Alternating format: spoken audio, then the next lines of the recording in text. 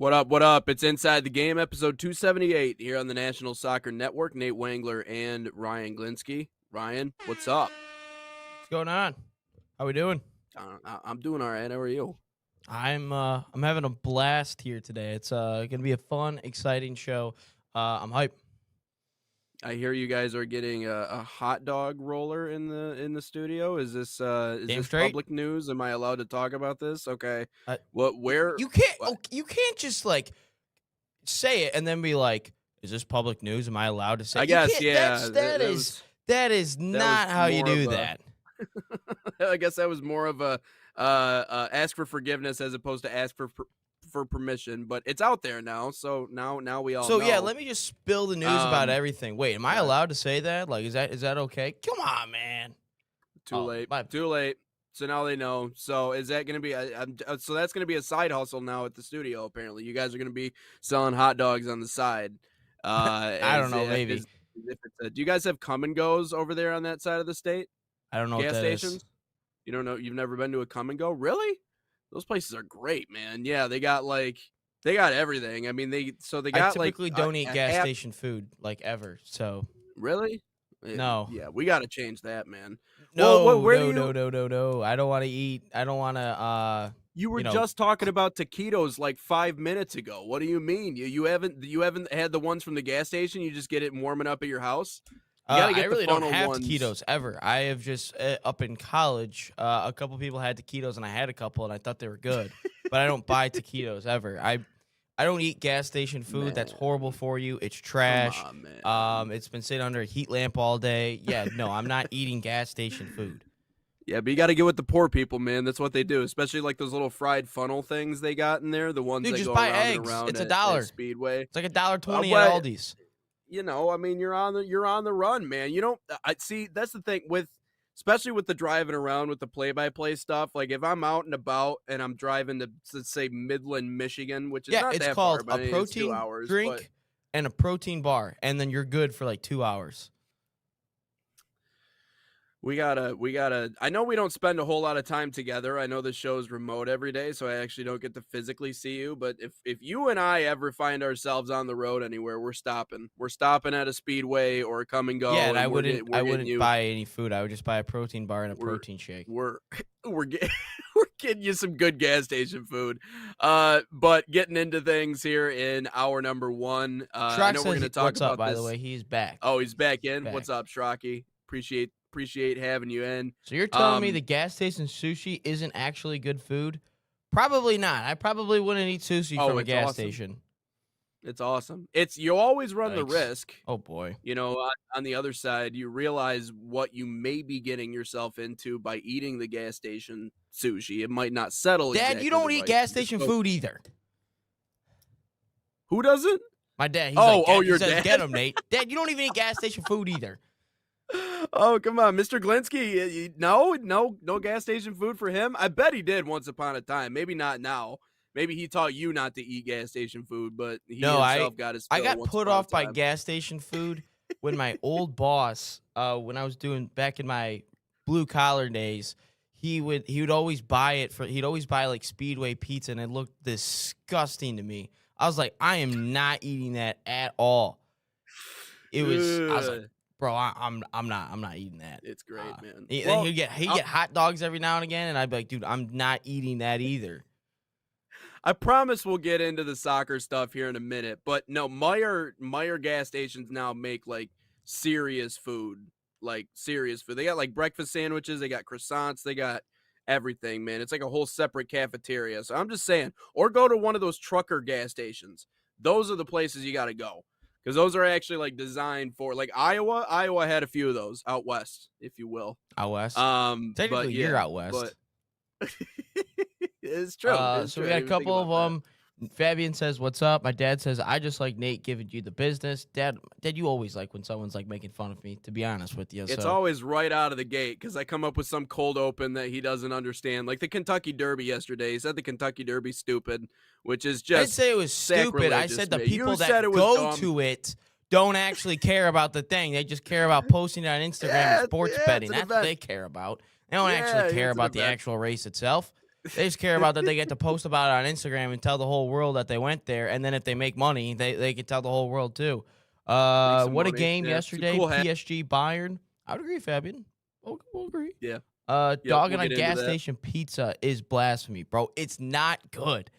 It's basically cardboard. I can make my own pizza and be better. What about Wawa with the sandwiches? I don't know what that is. Fabian's got to know some good gas station food. He's a professional eater, so my man's definitely. He's also like a federal government agent, so Yeah.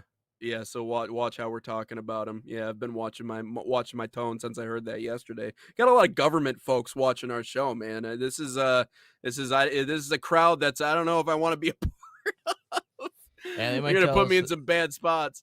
Yeah, they might tell us to the government. The show might be shut down for all we know. Yeah. Yep, they might come get me finally. But let's get into hour number 1 in our conversation. By the way, I just wanted to drop this in. I know we're going to talk Pistons later on. The only time an 8 seed has, or rather a 1 seed has blown a 3-1 lead, or rather an 8 seed has come back from being down 3-1. There we go. Was against the Orlando Magic when they blew a 3-1 lead against the Pistons in 2003. The Pistons were the 8 seed, came back from down 3-1 to win that series. So history is going to repeat itself, Ryan Glinsky. I just heard that one this morning. It's going to happen. The Pistons were an 8 seed in 2003, and then they won it in 2004? I believe so. Yeah. I mean, according to the graphic that I was reading. So apparently that's the only time. Unless I didn't read the fine print. Because they made the Eastern Conference Finals that year because they lost to the New Jersey Nets. Unless it was, well. But there's got to be. I believe. The Pistons were. Hold on. What are the NBA standings in 2003? There's no way. They won 50 games. Oh, they were the number 1 seed. Sorry, other way around. The Magic trailed 3-1 in the opening round. So it's literally it's they were the number 1 seed, not the 8 seed. So Sorry, we're gonna make the Eastern Conference Finals and then win the NBA championship next year. Got it. There you go. So it's history. It's history on repeat. But let's get into our first topic here in hour number 1 on the show. You and I were actually chuckling about this a little bit before we got on today. A quote from Massimiliano. Is that how you pronounce it? Allegri. I just call him Allegri. That's all I say. Allegri. I don't even want to attempt to. Okay, I think I was close, but had a good quote. Well, I guess depending on how you look at it, on Christian Pulisic. But yeah, Ryan, he had some things to say. Yeah, basically just called him soft. I said another word, but you're like, that's oh, oops, wrong one. Hold on. I was going to try to put it full screen here. There we go. Oh, no, we don't. There it is. Ooh. He's a very sensitive guy. The fact he doesn't score affects him more, which he has not scored since December 28th. He's a player who gets into tackles and struggles more. It's not great for a captain. He suffers more from this. I have to try and give the team balance. Playing without a true center forward, he struggles more. All I gotta say is this is a bad look for the U.S. men's national team. The fact that our captain, our so-called greatest player of all, Fabian, this one's for you, my man. Remember, what does everyone call Christian Pulisic? The LeBron James of soccer. Who else is soft? LeBron James. So it all makes sense now, Fabian. It all makes sense. I'm just kidding. But it all makes sense now. That's all I got to say. But no, this is a horrible look for Christian Pulisic. He's I mean, you make a whole documentary with Tim Weah or whatever it was this summer about how you're mad that everyone's like calling you guys out for not making the Gold Cup. Like, dude, you haven't earned a right to just skip a Gold Cup and whatnot. But if we just look at this guy's stats since, the amazing 2025 fall/winter season he kind of had, it was great. I mean, he's got 8 goals, 3 assists just in Serie A alone, and he scored 8 goals. But since December 28th, he has not scored a goal, and in Serie A, he's had 1 assist since then. This guy has been absolutely awful when it comes to AC Milan recently. He has been utter garbage. And that is just not what I want to see from a captain, supposedly. Yeah, I think it is. I mean, he's obviously very sensitive guy. Seems pretty damning, but I think maybe it's much less about being a big softy, and more about always being in what I like to call the Superdome, in between the ears. Because the unwillingness to meet criticism head on, and we've seen this from the pressure that's been applied to him on the United States side. Because keep in mind, it is probably a lot easier, I would imagine, if you're coming up in the school of thought of a place that actually, prioritizes this game. The pressure is obviously always on, but you're dealing with a supporting cast and a surrounding cast of players to where you're always kind of on that level. There's a lot of elite around you. Whereas this is big fish, little pond when it comes to the United States and Christian Pulisic. So I feel like ever since the jump, the pressure's been on him from the US side of things. And I just think that pressure, whether it be fighting through injury, whether it be fighting through expectations that have been placed on his shoulders, whether it be from USA fans or you could say from AC Milan fans too, because keep in mind the expectations that he laid out for the club, talking about an extension, talking about if you want to keep me Which around they're for the not even close future. to an agreement anymore. Right, It's right, far from what exactly. it used to So be. and so if you're going to do all of that, I figure that is a person that is going to be more persistent and strong and, the fortitude and all those things and meeting those criticisms with results. And he has not done that in 2026. And I think we have seen obviously pressure from both sides and him just kind of fade away from it. And that's what makes it so nauseating for me as an American. And I'll watch the docu-series. I'll be the first one to pop it on and see what we got going on and what they've looked at the last 4 years, because I am interested to see what the It's dynamic gonna of be this a whole team bunch. is. That's gonna be horrible. I ain't watching that. It's It, gonna be. I mean, yeah, I mean, it's just Everyone's so it's hard funny on because us. Why is everyone well so the mean? Well, right. Well, and the previews were like, all these heroic feelings about how much it means to represent the US and the crest and all of that. And it seems hacky. And most of the comments underneath it were like all of this just to get bounced in the group stage. It's like, yeah, you better hope they do something with the World Cup. Otherwise, this docuseries is going to look very stupid. But I think he's in his head, man. And I don't know.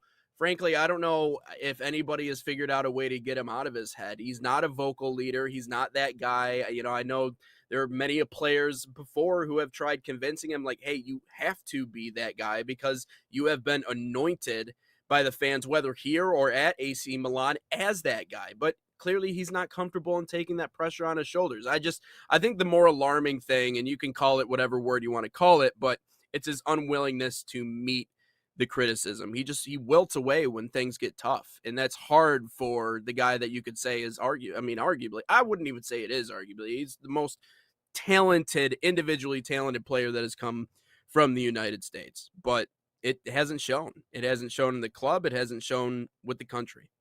the LeBron James of soccer. Someone that was nicknamed LeBron being Nope. soft. I like it. LeBron's winning in the playoffs, so I don't know. I don't know if they played yesterday against the Hawks, but or not the Hawks. The Rockets. Rockets. There you go. But yeah, I mean, I sure. think it's Enjoy a yeah. first round victory, LeBron. It's not like you're winning it all or anything. It's not like you're making the finals because the Spurs will take care of you real quick. No, this is a horrible look because Pulisic is our captain. He's the face of USA Soccer, whether he wants to believe it or not. It's whether he wants to accept it or not. I know Zlatan has mentioned it. It's like, dude, you've got to realize you're the face of soccer. You've got to realize it. Yeah. And I Yeah. don't think he wants the spotlight. Then he complains to everyone about, oh, everyone's so hard on me, yada yada yada. But I will say that there is. Oh, I meant to get this part out of the way. Remember when Pulisic was like, I have to have guaranteed Champions League football in order to even play on the team or Yeah. whatever. Well, they've completely fallen out of the title race with let's see, 4 games to go. They are 8 points off the pace. They should qualify for Champions League. I mean, they're only 6 points above Como, which shout out Cesc Fabregas, by the way. Hope he becomes my manager one day. But he's going to probably finish 2nd through 4th because Juventus, Napoli are all around there. But Pulisic had the audacity to put all this out there, I have to guarantee this. I'm an untouchable this or whatever. Dude's not untouchable at all. Yeah. you can't, if you're to be considered an untouchable, you have to score more than one goal in 4 months or whatever it is. You've got to be able to produce, my man. It has been exactly it's been 4 months and 1 day since he scored a goal for AC Milan. You've got to produce, and if you're going to produce, at least create some assists or something, Pulisic. Like, and he's still the second leading goal scorer in Serie A for the club, which is just shows how bad AC Milan really is. He still has 8 goals, and Rafael Leao has 9. So that's still a horrible look. But I will say this: with the 4 games to go, we've got to hope, and in the 2 games leading up to it, Germany and Senegal, we've got to hope that Pulisic can score 1. We just have to hope he scores 1 goal, because Pulisic is the type of player, he's going to whine and complain, bitch and moan about everything. But once he sees that 1 go in the back of the net, it flips, and he's back to being Pulisic of what we saw in the fall. Like, dude was scoring a goal damn near every single game, or 2 goals damn near every single game. So if he can just, it's almost like a superstar just hitting a free throw. And they've been struggling all game. They went 0 of 8 up to this point, and then in the third quarter they hit a couple free throws, and it's like, oh my god, what just happened? Just flipped. So hopefully Pulisic sees 1 hit the back of the net, and everything kind of goes his way. And we talked about it back in the fall as well, which, timing on all of this, form heading into the World Cup is everything for this team. If we can get a player like Christian Pulisic in the best form, like he was back in the fall, if we can get him back to what he was, in these last 4 games of the season, that would be massive for the U.S.'s hopes of, getting out of. I still think they'll get out of the group. I don't have any issues about that. Even if they were to finish 3rd place, we know they're going to get the benefit of the doubt just because it's a host country. And it's after that. Is in the round of 16. Can they get through that? Can they get through the round of 32? That's what it's mainly about. But if we can get Pulisic going just a little bit right before the World Cup, it's going to go a long ways for not only our nation going forward and maybe Pulisic getting contract extensions and all that stuff. But if I'm a US, obviously I'm a US men's national team fan, but if I'm a US men's national team fan out there and my superstar and my most talented player of all time is being called this, and my captain, not a good look. That's why I still believe Tyler Adams should be the captain of this team. Yeah. I mean, by calling him a sensitive guy, I think he's not good. Obviously. Well, I think he's referencing just like, I mean, the fact that your performance shouldn't dictate the way that you carry yourself. And so I agree. I think this is a open the floodgates kind of situation, because he is that kind of player. He's streaky, and so if you get him into a position where he scores, we could certainly see that. But again, the hope is that he just carries himself that way regardless. Like he doesn't need results to pick his mood up. That's, at least as a captain, I think that's what certain people would expect in that spot. Like, you never hear Tyler Adams complaining about it. You never hear Weston McKennie complaining. The only thing Weston McKennie will complain about is the fact that how he's got to earn his spot every single year after he produces every single year. And it's like, dude, I've produced for you the last 3 years, and you guys want me gone? Like, what? Like, that's just crazy to me. Right. But it feels like with Pulisic, and again, it's just a bad look for the nation or the national team as a whole, that your captain, your best player, is complaining. We'd never hear it from Flo. We'd never hear it from Adams. We'd never hear it from McKennie. We'd never hear it from Chris Richards. Like, I just watched something from Chris Richards, and he was on a podcast with his agent or something, and he was talking about what it was like to even leave Bayern Munich. And the agent was like, he came up to me and was like, Chris was like, I'll get some game time here and there, but I can't develop it all here because I don't get enough minutes. I want to be out. And the agent's like, for someone to say they want out of Bayern Munich is crazy, just because of the stature of the club and everything. And obviously it's worked out well for him. He worked his butt off, and he continues to play. But the fact that your captain is complaining all the time, like, a captain should just kind of lead. I shouldn't say lead in silence or lead by example, but to see the words, example, the words that should come out of your mouth, or someone's words that come out of your mouth to describe a captain, is sensitive. That's not a good look at all. You should be like, if you're vocal, like, be vocal as in like inspiring your team, pumping your team up, pumping yourself up. not to be a sensitive guy. Like, there's a captain in France ain't doing that. A captain in England's not doing that. A captain for Spain, Brazil, Yeah. Argentina, they're I not think sensitive. right. Emotional is one thing, but emotional about what? Are you emotional in the way of you're passionate about the team and moving your goals forward, or are you passionate, or the people around you, or are you passionate about just me, me, me, me, me, me, me, me, me? So that's where I think the big difference is when it comes to all of that. But I think it can be damning, but no, we need him to be at his best. We absolutely do. So Without So a that's sliver what of a I'm doubt. saying is the next Yeah. 4 games, if he can just bag 1 goal, I don't even know. Let's see who they're playing in the next 4 games. Sazu, okay, they're trash. Judo's trash. Caligari's trash. Atalanta used to be good. I don't know what they are anymore. Yeah, he's playing he's playing out of the 3 of the last 4 games, they're bottom half of the table. There's only one that's up in 7th. Mhm. Christian, just score 1, my man. Just score a goal. And if he can get that, Yeah. Dave says Roy Keane was very sensitive. Roy Keane was just a crash out, okay? Roy Keane wasn't sensitive. He just was a crash out and then would try to hurt you, like how he broke Erling Haaland's leg, or Erling Haaland's dad's leg. He wasn't sensitive, or when he would get into it with Vieira. He wasn't sensitive. He just was a D1 crash out. That's all he was. He wasn't anything. I guess you could call that sensitive. That's it. I mean, Yeah, but we you're don't pretty see Pulisic sensitive. being like a hard ass or anything. Like, we Yeah, don't see him.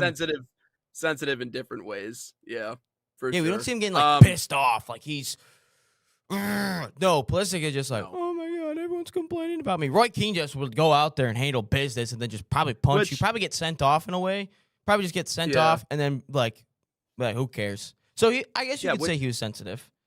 I don't know if I want to see him running around punching people, but I mean, I guess it would almost be refreshing to see the alternative Weah of did it. what we've seen. Yeah, maybe not in a high leverage situation, but maybe someone that, and that's what I think as it's hard for Americans following this team because that's what we're used to. I feel like a lot of time, like that is the expectation. We want someone who's hard nosed, who's gonna fight, who's gonna do all those other things, and that's not who he is. And so, but I would almost, here's the thing, I would almost rather want someone that we have to pull back and like keep tabs on versus someone who's going to be the exact opposite of that, who we're like continuing to like poke with the stick, be like, come on, like show us some Show some signs of fight. life, Show some heart. show some fight, show some something that just invigorates the group of people that are trying to rally behind you or spending $5,000 to watch this game from the third row. Give them something. So I think if anything, we asked the question about, are Americans excited for the World Cup? I would Probably say not. they are. I will but say they have expectations that they're like, unfortunately, I don't know if it's fair to expect anything from this team. It may be a group stage exit. Two but, things. One, we got a new follower from TikTok. Followed us through the live. Shout out Hello M8TY8. Appreciate the follow. But then here's one thing. If the U.S. men's national team players, Pochettino, whatever, if you guys ever see this and you guys are like, you know what, we're losing a game like 3-0 or something in the knockouts, here's what you guys do. Just start fighting people. And then the nation will get behind you. Like, sub off like Pulisic and all them, and bring in some guys who, like, dude, if they get a red card or something, dude, just start fighting them. Just start punching people. And then America will be like, whoa, I want to go to more U.S. men's national team games. I want to back this. This is what the team's doing. We're fighting everybody.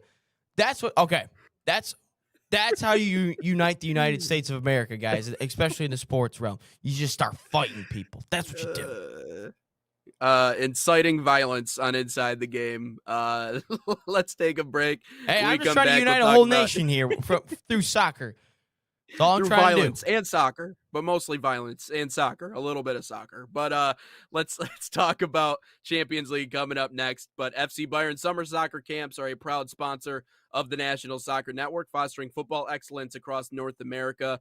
Open to boys and girls of all skill levels, FC Bayern camps deliver elite training inspired by FC Bayern Munich's world-class philosophy. Select your city and start a promising soccer path. Right now, save $30 on registration using promo code BayernNSN30. Again, that's BayernNSN30, or scan the QR code on your screen. Learn more at FCBayernYouth.com.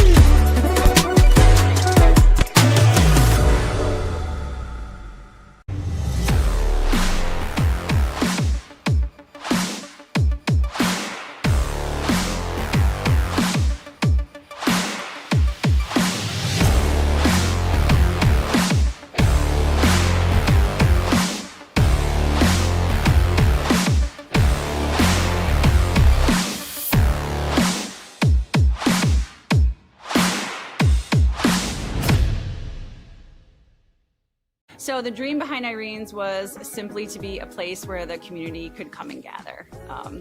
This is my hometown, we're raising our family here, and we just want to be a space where people can come together as a community and share a great meal.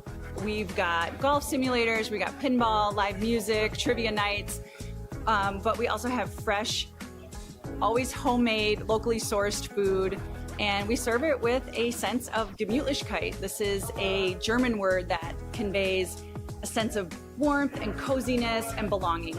We're excited to show off how we're growing and that this is the place to be. Gesundheit, and welcome back inside the game, episode 278 here on the National Soccer Network. Getting into our second topic here in hour number 1, Champions League conversation. What a freaking ball game yesterday. 9 combined goals between PSG and Bayern Munich. Our predictions were nowhere close in terms of, I feel like, the total goal amount, but 9 of them, 5-4 the final. In that game, PSG ends up bringing it home, so they advance to the final. Arsenal taking on Atletico Madrid today. They don't advance yet. But Ryan, what's that? They don't advance yet. There's still a second leg next week. Oh, yes. Okay. All right. But takeaways from that game yesterday? It was fun. It was a very good game. Here's what I'll say is, for the people that are out there that say, "Oh my God, that was the greatest game of all time," this and that, guys, it was a pickup soccer game up and down the field, guys. It was not the greatest game of all time. It was fun to watch personally. It was fun to watch from a neutral perspective, but in terms of the soccer that was being played, it was just up and down the court, or up and down the field, rather. It looked like a fast break time and time again. Like it was, and I did a watch party for it on TikTok, which you guys seem to really like. I don't really know if I should do that for the Arsenal game today. Just my personal preference. I don't think I should probably do that. But it was an unbelievable game. And we talked about the front threes and the wingers and everything, like Kvaratskhelia and which I finally got the correct pronunciation, by the way, yesterday. And then Dembele missed a couple of good chances. Doué was good. He missed a couple chances. And then Olise and, why am I drawing a blank on the other Bayern Munich winger? Luis Diaz. That's the other guy. But it was just all over the place. There really wasn't a ton of structure in this game. There really wasn't a ton of, discipline. It felt like everyone was just running around with their heads cut off. That's basically what it felt like. It wasn't a true structured game. And I know what everyone's going to say. Well, we went from this to the Arsenal-Atleti game today, which, by the way, Fabian thinks Arsenal will win today. Atletico has been in a losing streak. Hey, shout out Real Sociedad for beating them in the Copa del Rey. Shout out to him. Diego Simeone could not get it done yet again. But anyway, I watched the game yesterday, and I just think that they were like, let's just have it. Let's just have fun. Let's just create a whole bunch of entertainment. Let's just get up and down the field. Like there is no structure at all. And there was a couple people in the chat trying to tell me that Arsenal Atletico would beat this team just a simple, structural discipline. I would agree with that too, Fabio. Musiala was garbage. The one where he just like was inside the 18 and just like could have shot it and just straight up just like his controller died. That was awful. That was awful for Musiala. But I looked at the game, and I look against these two teams that are playing here today, and looking at the two games that are going to be playing here, or the two teams on the other side of things. Because everyone says the Bayern Munich PSG, is the Champions League final, and I said that too. But the more that I kind of look at both sides here, and if they're going to play that way, if Bayern Munich and PSG, if whoever advances plays that way against an Arsenal and Atletico Madrid, I'm not comfortable saying that the Bayern Munich PSG is the Champions League final because Atletico and Arsenal have quality. This isn't some Arsenal slappy thing. Don't think of that. But there is still quality on the other side. Atletico, Arsenal, there's still quality. But the difference is they're so structurally sound. That's what's nice about it. Yeah. And if I were to look from an Arsenal standpoint, they've already beat Bayern Munich this year. Everyone was talking about Arsenal's got no chance, just like my guy Fabian right now saying we got no chance. Arsenal's already beat Bayern Munich this year once. And if I look at the difference in the strengths of PSG and Bayern Munich, I'm fine with Dembele going up against a Saliba and a Gabriel. I'm fine with a Harry Kane going up against those two. I'm fine with a Jurrien Timber if he gets back healthy in time to go up against one of those wingers, or Nketiah going up against one of those wingers. I'm completely fine with that at all. I'm completely fine with that because I've already seen that back four shut down those top three players. And everyone's going to be concerned about who's scoring for Arsenal. If they're that wide open, they're going to have chances. And Martinelli, who I don't like, all of a sudden like he's only scores in the Champions League. And we're going to sit here and not think that, I don't know, Gyökeres or Eze, those guys don't have quality. Saka stinks. I would agree with that. But, again, if you have so many chances, he's got quality. He's got quality. But if he's running up and down the field with so many chances like they're shown yesterday, Madueke would probably start over him anyway. But, guys, I'm not comfortable saying that that's the Champions League final yet. I'm not comfortable saying that just based on what Atletico and Arsenal do structurally. And let's not forget Atletico, they got Julian Alvarez out there too, who I'm a big fan of. Hope that we could sign him one day. But I'm just saying, guys, I'm not comfortable saying that was the best game of all time and that they're going to win the Champions League, whoever wins that. Because in the end of the day, it's only one game. It's not like two. It's not like it's a best of 7. It's just one game, guys. And in the one game that I've seen already, Arsenal beat Bayern Munich. So... And people seem to forget that for whatever reason. Yeah. I think, unlike we saw last night, I think tonight will be a much more tactically sound game. I think it'll move a lot different. Atletico and everyone will get mad. Arsenal, everyone will get mad. And I think that Madrid will probably do the one thing that Arsenal doesn't want them to do, which is be compact and play compact and kind of force Arsenal to come to them, which they have shown, again, as we've talked about, the versatility and the ability to switch that on and be able to do that. Just couldn't get the job done against Man City. But yeah, I would expect tonight to look just a lot different in the way the match flows versus what we saw last night against those two. Yeah, I think it was sloppy. It was up and down. I think the difference is what is conventionally pretty football, soccer, whatever the hell you want to call it. What is conventionally good versus what the entertainment value comes from, I think are two completely different things. Because I think from an entertainment perspective, you probably could put it up there as one of the most entertaining ones of all time. I don't think people are wrong when they say that match was extremely entertaining, but was it the prettiest from a tactical perspective?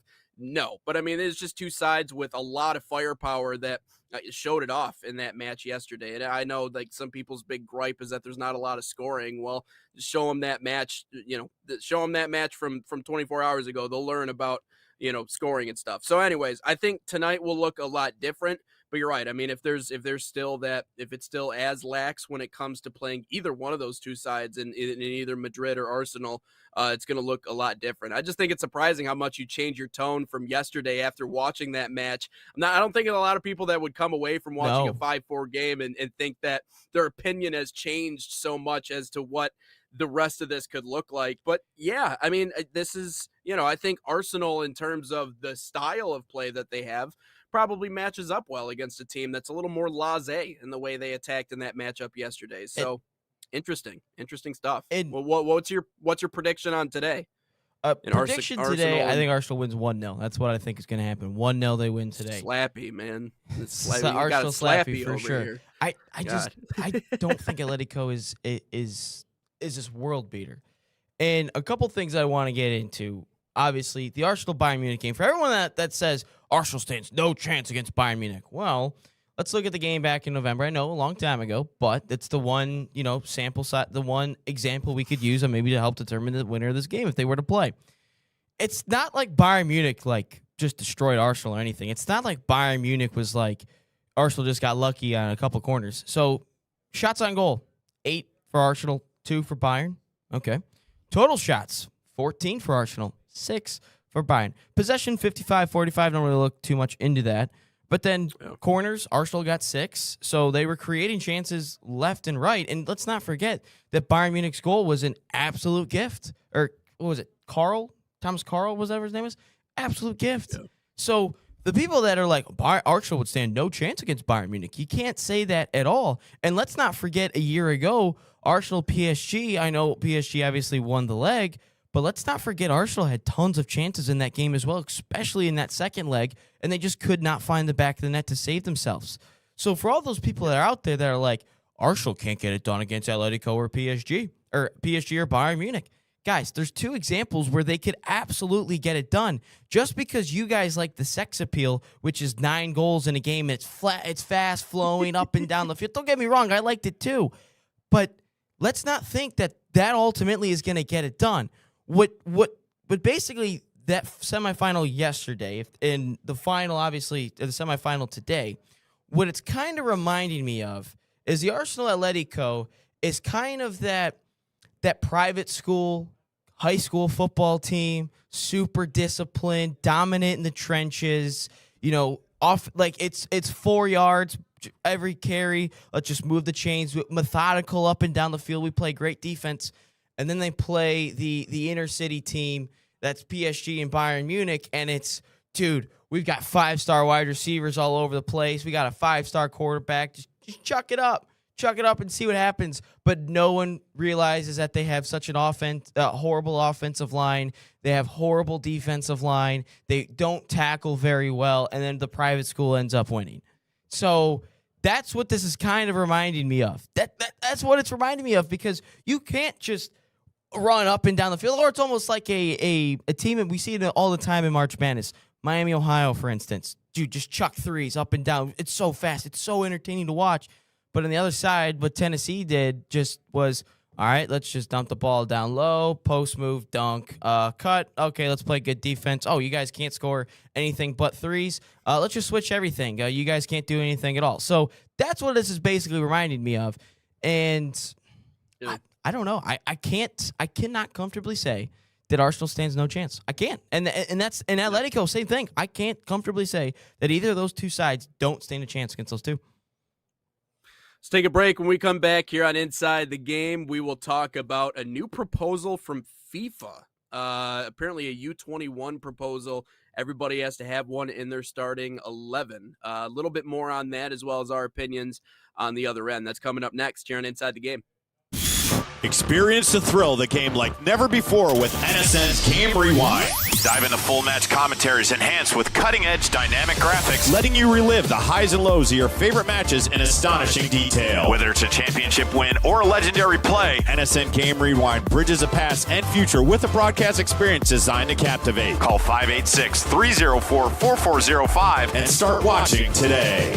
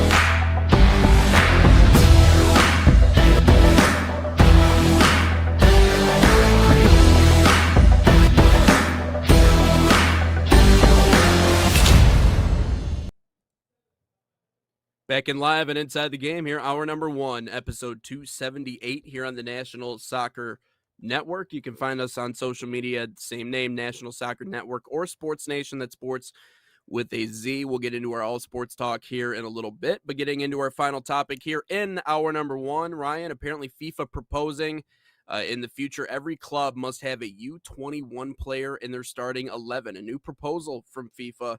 Go ahead and break that one down. Yeah, it's stupid. That's basically what I'd say. Dude, I get it. I get what they're trying to do. They're trying to kind of even the playing field a little bit. You know, where teams, we talked about not having parity in the leagues and everything, and in the game of soccer, we've talked about that. Trying to level the playing field a little bit, and they're also, maybe they were listening to the podcast last week, and they're like, dude, we need to implement a rule. And then they're also talked about, you could also see it where they want to help develop talent. And from a U.S. men's national team standpoint, this is perfect. Like, from a USA standpoint, again, this is perfect. Like, just like the same thing with Vancouver, which I did hear from someone. Isn't it weird that there's Canadian MLS teams? Don't you think it's a little bit weird? I don't know. Not necessarily. I think it's weird. Why do you think it's weird? Because it's a United States soccer league, and this country of Canada could care less about the game of soccer, and they have like 3 teams up there. Yeah, I mean, if we're comparing it to the other major leagues, though, I mean, Major League Baseball is a Canadian team. Obviously, the NBA is a Canadian team. Isn't the Blue Jays like hanging on a little bit? The Raptors, one truly cares about. No, I think the Jays are doing okay from like a financial perspective. I think they have a really healthy fan base. I don't know. Maybe I'm wrong. I haven't done my homework into it necessarily, but I thought Blue Jays fans travel better than a lot of other fans. But maybe the Raptors aren't doing well. But I highly doubt it. The only time they do good is when like Drake's just chilling courtside because they had Kawhi Leonard. Like I don't even know who's even on the Raptors. Scotty Barnes is all I know. That's all. It's the only one because he's a funny guy. If anyone does not know, I know we have a lot of European listeners. He's the best. Yeah. If you guys ever get a chance to search up Scotty Barnes, like funny compilation, dude, he is stupid.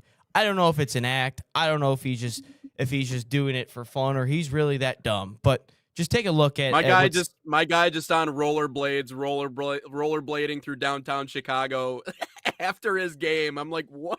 Or the way he runs up and down the court, man.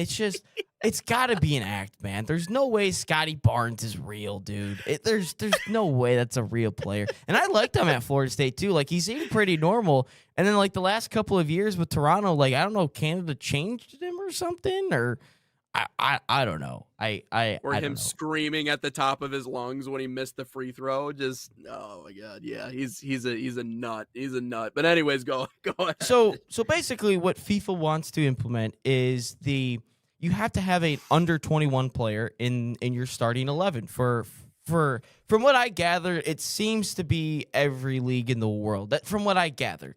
And I will say this is dumb simply because I don't like the front office of the league, the top of the top controlling things. Like if the NBA were to be like, okay, you have to have a player in your rotation from that state. Like if someone's born from Michigan, they have to be in the rotation on the Detroit Pistons. Right. I don't like that. I don't like when the leagues come in and try to control what happens on the field. Like you can implement rules for player safety. Maybe there's a rule that everyone hates. I get that. Like, but if you're out there helping control coaching decisions, tactical decisions, I don't like that. Please just stay away if that's the case. I don't like that one bit. If I'm being completely honest with you, Nate, I don't like that.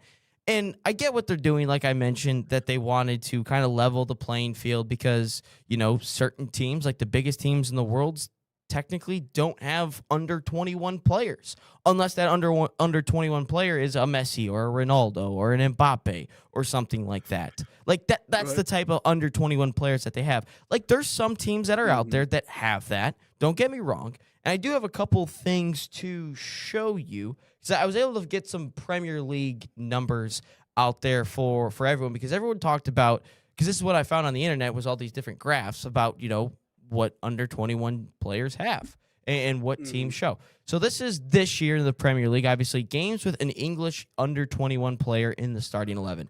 Man City with 30, Newcastle 23, Crystal Palace 21, United 20, Tottenham 18, Brighton 17, and you guys can go down the rest of the list. And you look at a team like my Arsenal 2, Liverpool 2, and those are two really big clubs, Chelsea 11, but again, they always buy young players anyway. But then I look at, do they actually get, good running, good numbers? Do they actually play a ton of matches? Newcastle, their players have played over almost 3,300 minutes. Man City, almost 2,900. Manchester United, 2,200. And then you guys can just go down the rest of the list. And you look at Arsenal and Liverpool, and they're all under 1,000. So, but most of these teams are still under 1,000. Even the teams that struggle a little bit, like a Nottingham or a West Ham United, like they still don't play a ton of young talent. And I get exactly what the league want. I get what they want to do. They want to help development of the players, and they want to help all the homegrown talent that they can. And I'm all for that. But if you're forcing a coach to put an under 21 player because you feel like it, then I mean, what are you doing there a little bit? And at the same time, you're then taking away a spot from a player that deserves to be on the field, should be on the field. Then, like, what is stopping the coach then from, starting that under 21 player in the game, and then all of a sudden, 30 seconds into the match, a substitution is ready to make way? Wait, so the normal starter that plays in that position is being subbed on?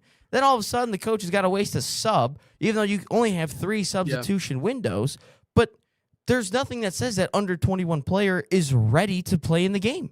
There's 100% no reason that they should play in the game if they're not ready. So that's where some of my biggest issues with all of this.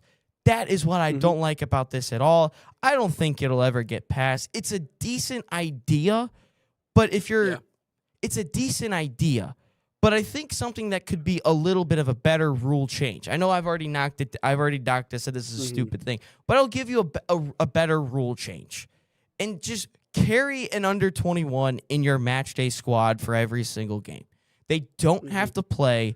They're just on the bench. They travel with the squad, and at least they're there, and they could potentially go in the game. That's what you get. That's what you do instead of implementing one into the starting 11, because, man, is that stupid.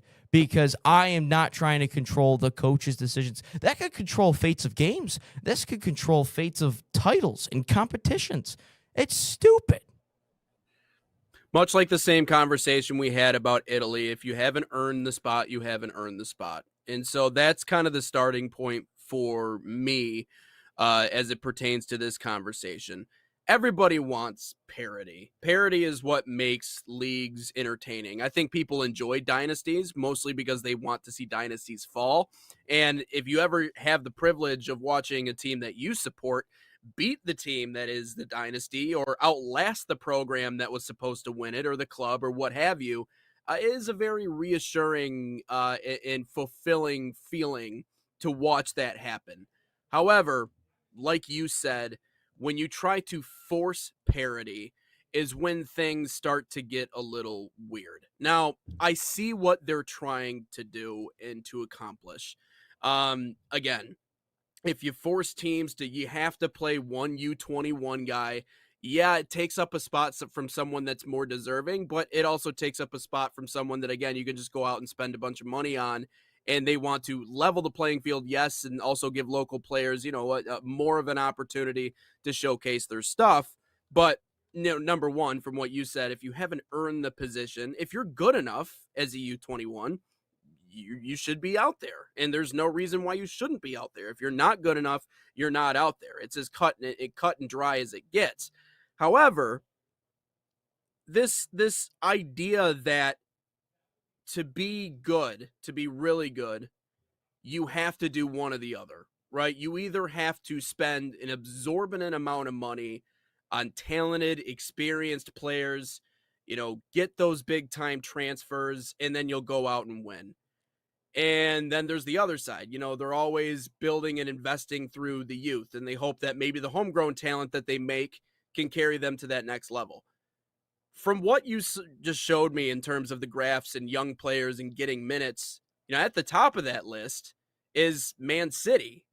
So is it fair to assume that there are some teams and some clubs that have the capability of doing both, that can develop really well and can put really good talent out on the field or out on the pitch, but are also good at investing where they need to invest and getting the transfers they need in order to continue what has been really a tradition of winning in a recent history of winning? I think in order to call yourself a good club, or at least a club that can dominate, you have to have the capability to do both. And all of a sudden, if we start mandating this, now that takes away the need from actually having to be good at it. I mean, as long as you just meet that requirement, teams are just going to continue to operate as usual, with the exception of that one player. But that's the difference maker in my mind. If you're a club that is able to do all of those things, that's what creates a model that can sustain you and that will build a dynasty. But it's so few and far between when we talk about the teams that are capable of doing that. And this is where the whole forcing parity thing, it doesn't really work for me. Now, if we want to talk about financial means and I mean, it is really hard, especially when you look at, American pro sports leagues with the highest earners in these cities and these organizations that just, they spend more because they have more, like the Los Angeles effect here in the United States. That might be a little bit different. There might be some other conversations that go on there. But again, even before the Dodgers were dropping all these billions of dollars on their players, they still had the ability to do one thing, and that was they had a solid major league team. Even before they were all the Avengers, they were still pretty good, and they developed young players. They did both, and you can do both. And I imagine it's somewhat the same, obviously not exactly the same, but it's somewhat the same in this scenario. Man City was top of that list in terms of the usage rate for U20 players. Man City wins. So that's what I don't understand about this forcing parity that FIFA is contemplating.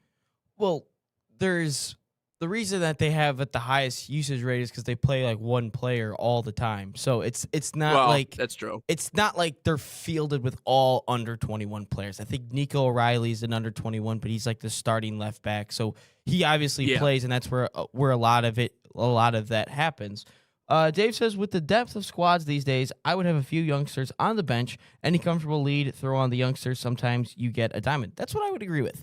If the leads come, like, you clear the bench if you're up like 5-0 or something in the last 10 minutes of the game. Like, that's what Dortmund did with Matthias Albert. They were up 3-0. They're like, here's the last 5 minutes of the game. Like, just have fun, kid. Get your touches in.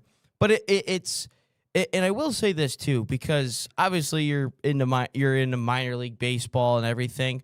What if all of a sudden the MLB is like, you have to have one of your prospects in the starting lineup every single day in baseball, and a guy like, I mean, Kevin McGonigal might be a bad example of this because of how good he's doing now, but let's just say like they put up a guy like Bryce Rayner. They put up a guy like Bryce Rayner up there. Like, he has to be in the starting lineup for the Detroit Tigers because he's under 21 or under 25. Probably under 25 would probably be like the better example for a baseball player. But under 25, Bryce Rayner's up there, and all of a sudden his confidence just dies. Like, he can't do anything. And you put these under 21 soccer players out in the field, and they're not ready for it, and their confidence kills them. And all of a sudden, and then all these people, all these millions of fans and people that come pay to see you guys, see you guys play. Oh, you make a fool of yourself. You make an absolute fool of yourself, and then you can't recover. This kid may have been a very good soccer player if he just was waited on a year or two later, and he was built up properly. He had the right confidence, but instead he was forced because of some stupid FIFA rule to play on the field, and he gets his confidence killed. No one actually likes him. He's getting bashed on social media. Hopefully he doesn't write a Max Clark essay, but that's what I'm saying. Like, it would kill. Like, Kevin McGonigal probably obviously was like the one exception probably to this whole situation. But if you bring up a guy like Max Clark last year and he just strikes out all the time, and obviously he has wrote an essay about missing fly balls. Like, what would that happen to him on the major league level? That would crush him. I would think that would crush him. So you would be crushing these players before they even develop, and then they got to go waste their career away in some low league. Yeah, and I don't I don't think, to be honest with you, one player in that situation would not make a difference in my opinion. I mean, you have the remainder of the team and your pitching staff and everything else. And you got 11 guys on the pitch during a soccer match. So, I don't know, you tell me, does switching out one player make a world of difference for all the different clubs? So I Plus, think I mean, I imagine the big clubs are still going to have their pick of the litter when it comes to the best U20s available. Well, it all depends on who's in their academy system. Is all their scouting it in place? I guess unless you just start buying academy players like all the time. Like I know you can do that, I mean, but it's a little right. bit more challenging because those guys all they want to do is just play and get results. Like that's all they want to do. Where if you might come into a bigger academy, like I don't know how that would all work. But if you were, it would depend on the position. You would most likely see all of these players in an outside back role. That's basically what, because you could never put them in goalie. You could never put them as center backs. You probably could not put them in the midfield, but you would put them outside. You'd put them on the outside back or maybe an outside winger. That's basically where you could even implement a U21 player if you don't even feel like they're ready just a little bit. But that's the way I view this thing is it's like you're not going to throw these guys starting in goal. You're not going to throw unless it's like the Bayern Munich situation potentially against Atlanta where like everyone's hurt and we need somebody. But like you're not gonna do that. You're gonna put them in the outside back roles and you're gonna put them in the wings. That's why you see so many young outside backs producing at such a high level and so many wingers, I guess you could say, maybe a number 10 every now and again. But like you're not going to see like a striker really dominate at such a young age. Erling Haaland being one exception that I can think of off the top of my head. And then you're not going to put them in the number 6 role or number 8 role because they're not physically prepared for that. They're not physically ready. Obviously, there's outliers to all of this. Someone's going to probably say, well, did you look at this? Did you see this player? They did this at such a young age. Well, yeah, they're one of the greatest players of all time. Obviously, that's not going to happen for every single one. What is like the old saying for like for every Messi, there's like 200 flops or something, like not 200, maybe like 100 flops. Like you get the saying that I'm trying to say there. For like one LeBron, you've got at least like 10 flops. Like you got Zion Williamson, who's supposed to be the next one, and he clearly didn't pan out or anything like that. So it's just going to kill it, and I just feel like this is such a horrible rule. Now, if they just if they put these players on the bench, I'm fine with that. And some people might have said, oh, you're a hypocrite, Ryan, because you said you just put Matthias Albert or Julian Hall or all those guys, at least on the U.S. Men's National Team World Cup bench. Yeah, because they're on the bench. They're just there. They're not actually playing the game. They're just in the environment. Every big nation does it. I don't know why we can't. It's not like we're better than anyone. It's not like basketball where it's like, okay, well, we don't have to do that because we're the United States in basketball. Yeah, that's different. But we are soccer. We don't have anything. Yeah. And just to get them FaceTime in that environment, I also think is an important thing too, to just get them exposure. Just to put them on the bench. That's all you got to do. Yeah. Don't implement them in the game. It's dumb. Yep. God, FIFA's so dumb sometimes. And it's like, you know what this is like? This is like the NBA is trying to be too smart for everyone. Be like, okay, we're the smartest guy in the room. Let's just ruin one whole thing. Oh, by the way, I was going to say this last time during the Arsenal Bayern, the whole conversation. Let me just get this out real quick before we get into the other stuff and how stupid the NCAA is and how stupid the Pistons are and all that fun stuff. But guys, just because a game scored 9 goals that did not involve a Premier League team does not mean the Premier League is not as good as those other teams. I don't know those people out there that are so stupid and think, well, the Premier League just isn't the quality of the Bayern Munichs and the PSGs. Guys, PSG and Bayern Munich are the only teams that win their league. That's the only teams that win it. They basically have, that league has one team and one team only. That's all they have. You go to the Premier League and Man City, you got Arsenal, Liverpool typically, Chelsea sometimes, Manchester United, they've been trash. But guys, just because they scored 9 goals in one game does not make them the greatest leagues in the world, does not downplay the Prem. You could maybe say it's a little bit boring. you could maybe say that, but at the same time, Pep Guardiola did the same thing with Bayern Munich and Barcelona and Man City. Hey, we got a new guy in the chat, Evan. Evan, what's going on, my man? He's saying what's up from Facebook. Shout out Evan. Shout out my guy Evan. Yo. All right. Hey, we got to go blue. He said go blue. Shout out Evan, man. Shout out Evan, our guy. Now how about them Wolverines? Hey, what do you think the football team's going to do this year? What do you think the football team record's going to be? I got them going 9-3. But yeah, no, let me know what you think, Evan. What's your record right now? If you had to say it right now, what would you say? I'll give them 10 wins. 10 wins? Ooh. Because you realize they got 10. Oregon, Indiana, Ohio State still, right? And Oklahoma. I'll give them 10. Ooh. And they got the juggernaut that is Western Michigan, obviously. So okay, I'll give them 9 actually. And now that you mentioned that, I'll give them 9. Yeah, so they got oh wait, dude, they got Michigan State in there, man. That's a tough one. They got Penn State, Indiana, Oregon, Ohio State, and then obviously the one and only UCLA Bruins with Nico Iamaleava, who is god awful. Jesus. But yeah, no, I just had to get that rant in there. I meant to, no, you're good. I meant to say that in the last segment, but like sometimes when you're just scrolling through like social media, and like everyone definitely says this about me, but like, dude, there are just some stupid people out there. Guys, just because one team that didn't involve another league was just such a great game doesn't mean you get to downplay it. Just because Alabama and LSU scored 70 points combined in one game does not mean the SEC is the greatest conference in the world, because the Big Ten scores combined like 40 points in a game, guys. Relax. Yep. Let's take a step aside. When we come back, we'll get into our all-sports conversation. Think about me. Here on the National Soccer Network, we'll talk a little bit about NCAA expanding the tournament field. But first, Barca Academy is a proud sponsor of the National Soccer Network and the official academy of FC Barcelona in the United States. Designed for boys and girls ages 6 to 18, Barca Academy camps follow and replicate the FC Barcelona game model.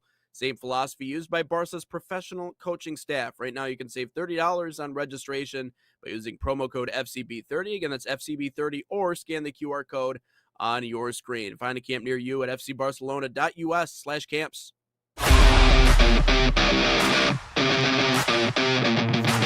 In Barca camp, I sing my song "Grown" on and off of the field.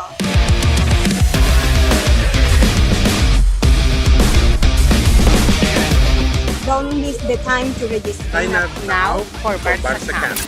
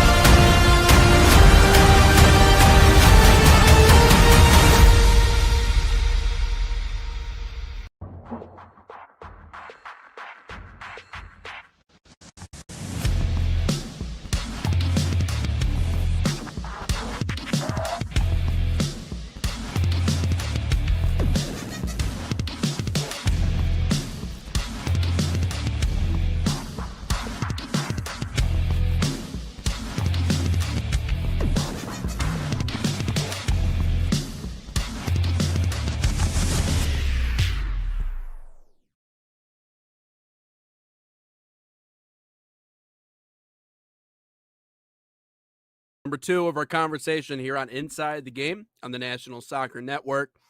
Getting into our all sports talk here on the show. Ryan, hope you've brushed up on that jump shot a little bit, because you and I are going to be in March Madness next year. They actually expanded the field again. You and I are actually going to put a team together of 5 of us, and we're going to go play Kentucky in the first round. So they told us that we're up. So, yeah. We might. But yes, the NCAA is expanding. Yet again, this was not a joke. They were dead serious about it, and it looks as if they're maybe entering the final stages to do this. 76 teams that will be a part of the all new look to the NCAA March Madness tournament. Ryan, it is rare that an announcement like this is made and the reaction to the announcement is so unanimous. I felt like when it came to college football, expanding the field wasn't really all that the whole lot of debate. There was some debate going on. Some people didn't like it. Some people, kind of liked the way the BCS was before we had the playoff system. But I would argue the majority of people looked at the way that it is now, or at least when expanded to 4 teams, and went, oh, okay, yeah, we like this. But there was always a lot of debate. But there was a handful of people who liked the fact that the football playoffs are expanding. You look across social media today after this news that the NCAA March Madness will be expanding March Madness to over 70 teams. And I don't know if I've found a single opinion or a take or someone who has looked at that and gone, oh, great, awesome. Yay, more teams in March Madness, more teams making this tournament. It has surprised me in a way to see the exact opposite, which is the majority of people going, this is stupid. Why do we need more teams in this tournament than what we already do? And obviously making jokes and memes about what, some of the teams are going to be that are making the tournament next year. But that has been mostly the reaction that I've seen. What is your biggest takeaway from obviously this news? Sorry, I was trying to pull my video for some comments. Because I made a video on this yesterday. Our guy Schrock said, at this point, just let them all in and battle it out. Ridiculous. The excitement is in the who is getting left out. So I would say in all this is my initial reaction is this is stupid. This is just the dumbest thing in the world. And which, by the way, I found out Ryan Hammer is an Arsenal fan this past weekend. Oh, dude, my respect is way up here now. My respect for that guy is way up here now. And he's tweeting in live games about it. I was like, dude, this guy's awesome already. He already talks great college basketball, whatever. But my initial reaction is he laid it out perfectly from what Ryan Hammer said. He laid it out. He goes, they're going to say this is to get everyone more involved. This is to get, some better chances for the smaller teams to get a chance of playing. No, guys, it's all about money. It's all about greed.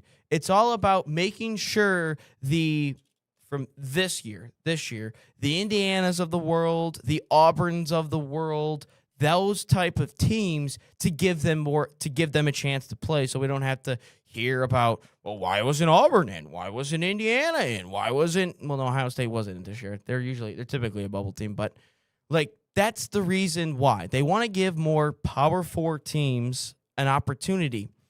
But the issue I have in all of this is these teams don't deserve to be in it. It's like the college football playoff, it going to 12.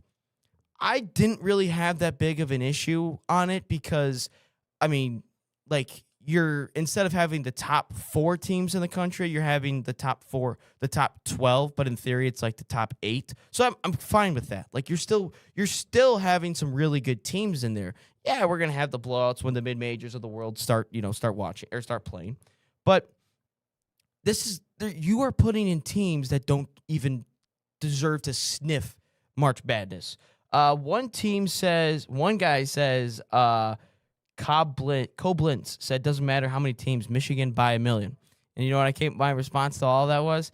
Still means that Michigan won the last real tournament, just like the college football playoff, which means Ohio State's probably going to win it next year. And then he says, Don Cam 02, basically he goes, this is a glorified NIT. I wouldn't go that far, but that first yeah, that opening round, that Tuesday, that Wednesday or Monday, whatever day it is that the first 4 typically plays on, it's just going to be the NIT. That's what we're looking at. Much like a lot of people, and I'm not unique in this way. I like my routines. Sometimes I'm not much of a quote thinking out of the box kind of person. I like things as they are because I think it's comfortable. But this time I think, me and everybody else who's kind of like that has a point. And the reality is approaching this argument with sound logic and factual data and things to back up the blatant fact that we don't need to expand this tournament. It's Which I'll perfect give as you the way one it thing, and is. that's I'll give you one thing that will just pretty much answer all of this. The top 3 seeds have won 90% of the tournaments that have played since the field is expanded. So outside of this top 3, it's not giving anyone more of an opportunity to go win a national championship.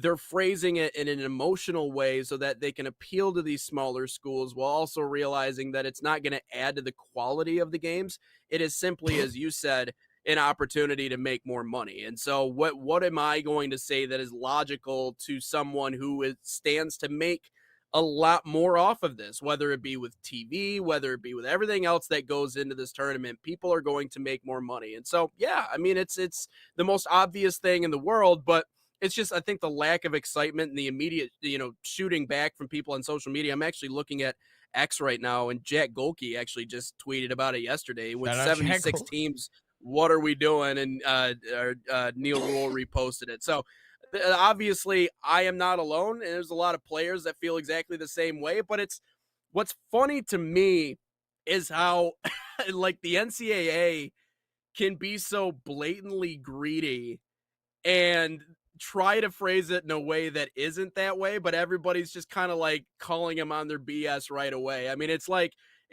holding up a rabbit and being like, this is a duck. And it's like, no, it's not a duck. That's a rabbit. It's like, well, I say it's a duck, so therefore it's a duck. It's like, okay, well, just do what you want to do then. Actually, why don't we just have one big tournament at the beginning of the year and we'll just weasel our way down? Let's get NAIA and D3 and D2 teams in here while we're at it. Just make it. I mean, while we're at, I want Cornerstone University in the first round of the NCAA tournament. So let's make it By happen. the way, I was just dying a second ago. I don't know what just happened, but I was dying.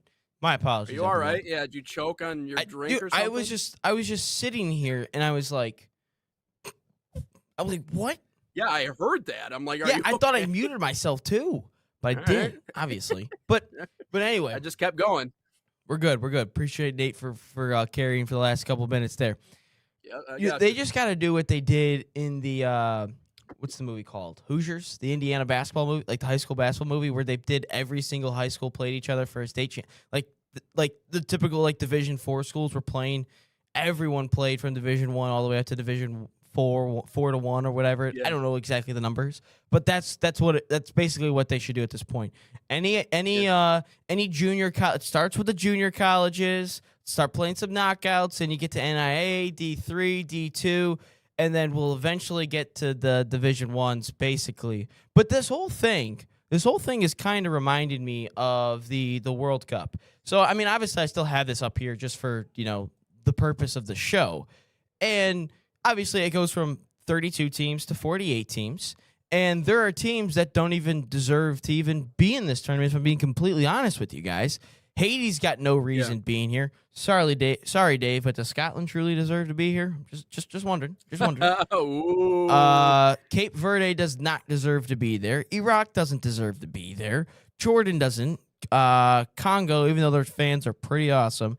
Uzbekistan doesn't deserve to be there. Like, there are countries that do not deserve to be there typically, yet they are in the tournament right now. That's the issue that I'm having with all of this is this does not mean better games. It doesn't mean, more upsets. We might have more Cinderellas. No, guys, that's not the point of it. We're now going to get less Cinderellas because we are now going to have potentially teams playing in that first round, the round of 64, whatever round it is.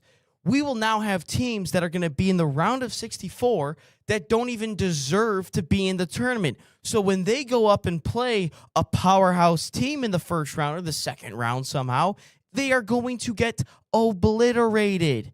And now it's just going to help separate everyone. So like you said, the teams that win the national championship the most are the top 3 seeds. Now it's just going to happen more because maybe that 11 seed that really could have gone on a run or that 12 seed that really could have gone on a run didn't even make it to the round of 64 because they lost in the opening round or whatever to some Power 4 school that we just had to give some attention to, and then they get blown out by 30 points in the round of 64. So Right. it's Well, we're gonna have less Cinderellas. And not that the NCAA or college basketball in general would ever go to the extent of becoming what the National Basketball Association is, at least in the way the game's played. I don't specifically. Yeah, I no, we don't don't see have it. Shea Gilgeous-Alexander in the Oklahoma. We didn't have Yeah, Michigan just no, drive down the lane and jump into someone right, and him in the face, but yet it's the foul on the other right. team. We don't have that. But thing is about getting into the playoffs is like you only have to be good enough to get in. Like everything that happens beyond that point is just it all depends on matchups. I think we're seeing that in real time with the Orlando Magic. As long as you get in, you get in.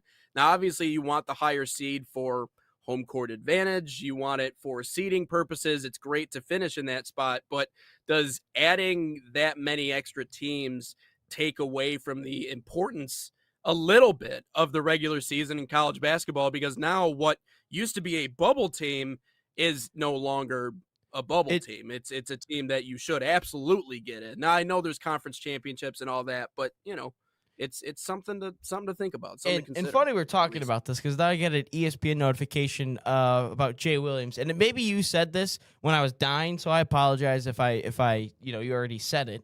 But Jay Williams said this is just what the notification reads, or the words say: increasing size of NCAA tournament fields is about placing power conferences and devalues the regular season. I don't know if you mentioned devaluing the regular season, but the regular season. I just said it 15 seconds ago.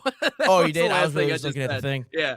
No, you're But yeah, no, the regular season is now devalued because 10 years ago, in order to make the tournament, you had to win 21, 22-ish games. So it meant like you could only lose like 12 games, 12, 13 games, give or take, right around that frame, 14 maybe. But to know if you were in the tournament, if you won 22 games, you were set, which meant you're like top 5 in your conference, top 6 maybe, depending on the strength of your conference. But now we can have teams that finish. We might have a team that finishes below 500 in this damn thing.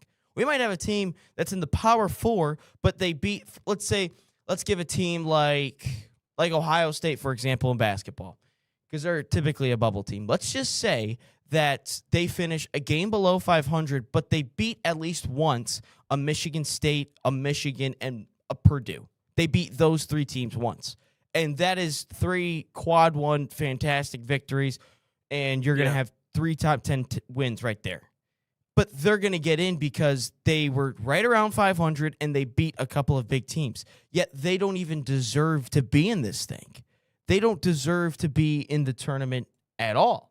So it's all, guys, whenever they mention something and they're saying we just want more parity in this, all they want is that they're getting more money out of it. They're getting more commercials. They're getting more TV rights. They're getting more games on television, which you, America, will be glued into. Bet. Oh, yeah, sports betting Keep too. betting. Keep betting. Don't stop betting. Bet. That too, which one of my friends literally responded with. It was like, yeah, you get to bet more on games now. Like, technically, yeah, you do get to bet on more sporting events. That is technically true. But this is what all they want is, I mean, if we're being honest, the sports books kind of run sports. If we're being completely honest, like they've got some say in certain things. Like, you're telling me that they definitely aren't influencing stuff. Like, that's what they want. They want you guys to bet on games. I don't bet, so they're gonna want you to bet on games, and they want you to sit glued in. Which, by the way, no work is getting done that week now. Like, that whole week, like that Thursday and Friday, no work was getting done. Yeah, try that whole Tuesday, Wednesday, Thursday, Friday. Nothing's getting done. So if you're a CEO of a company or a manager of a place, yeah, you should just give everyone the week off. That's what I would do. Yeah. Yep. Yeah. I mean, but then again, does it also water down the excitement of those opening games, at the same exact time? A little bit. Like, I think it does. I mean, I don't really care to watch Fordham in the first round. Like, I don't diss on the Paladins of Furman. Love nice. The Paladins. Good on you for knowing the mascot. That's funny. We only so in high school we had, like, my friends or whatever, we used to joke about, like, we clinged on to Furman because they played Michigan State in football at the beginning of a season, and we're like, Furman, like it's purple everywhere. They're the Paladins. We knew nothing about them at all, but we're like, go Paladins. And like some people would show up with like Furman t-shirts and stuff. So I know all about the Furman Paladins. And when they find like, right. we didn't like, so this was what, sophomore year of college. So the whole group chat was kind of like it was just dissipating like slowly as we spoke as every passing day. And then all of a sudden we see Furman Paladins win the SoCon, and that group chat lit back up again. Like, and then it just stopped. And then obviously it got going after the Virginia win, and then it completely went silent. But no, I know about the Paladins. Speaking of, I was going to say Paladins. They're not the Paladins, the Lions, rather. Let's talk a little bit about that coming up next here in our all sports section of the show. But before we get to that, let's talk about Man City Soccer Camps First, a proud sponsor of the National Soccer Network, bringing world-class training inspired by Man City's global football philosophy.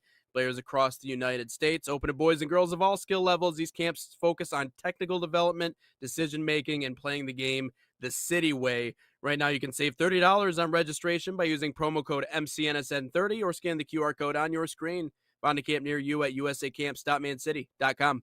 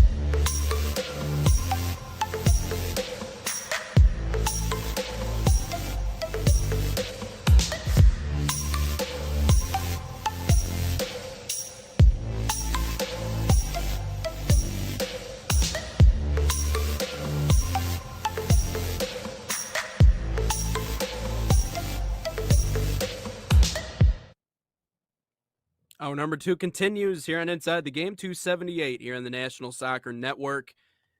We are posing a question to the fans today.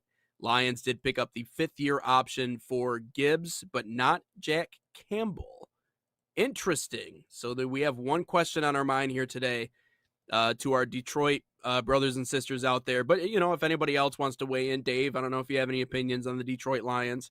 But if there's one player from the 2023 draft that you can't bring back, Laporta, Gibbs, Campbell, Branch, who is the player you wouldn't bring back and why? So I'll ask you out of the gate here, Ryan Glinsky, who would you not bring back out of that group? Laporta. Laporta, simply because tight end is an expendable position. That spine injury scares me a little bit.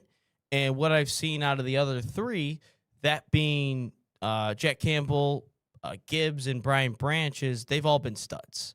And I will say a little bit, and you talked about Jack Campbell not being signed and Jahmyr Gibbs, obviously they got. So a little bit differences in money, $22 million for Campbell instead of the $14 million for Jahmyr Gibbs. But I like it simply because Jack Campbell will be re-signed for a long time. He's going to be the linchpin of that defense for hopefully like another 5 years, hopefully, if everything goes well and the Lions are still competing at a high rate. So that's what I expect with the Lions. But when I look at the Jahmyr Gibbs situation, and this is going to be probably, I think, truly the first year where I know it was kind of like midway through the season, we kind of realized that Gibbs is the guy. But this will be the first full year where Jahmyr Gibbs is going to be the bell cow, where he is going to be the guy that is carrying the load, that he's given the football every single time.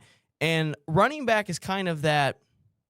How many carries would you say Pacheco gets? Like on a percentage wise, how many touches? I does would he say get versus probably Gibbs? like 70-30, probably Gibbs, maybe. Really? 70-30? Okay. All right. Yeah, I'd probably say so. Yeah. I think Pacheco was going to be used a lot in short yardage situations, like third and short, second and short, fourth and short. Like that's what I think Pacheco will be used for.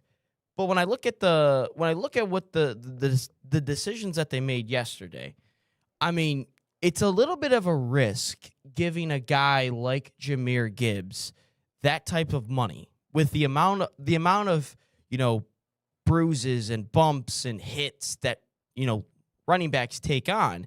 And like obviously, I mean, linebacker does the same thing, but that's a little bit different than a running back.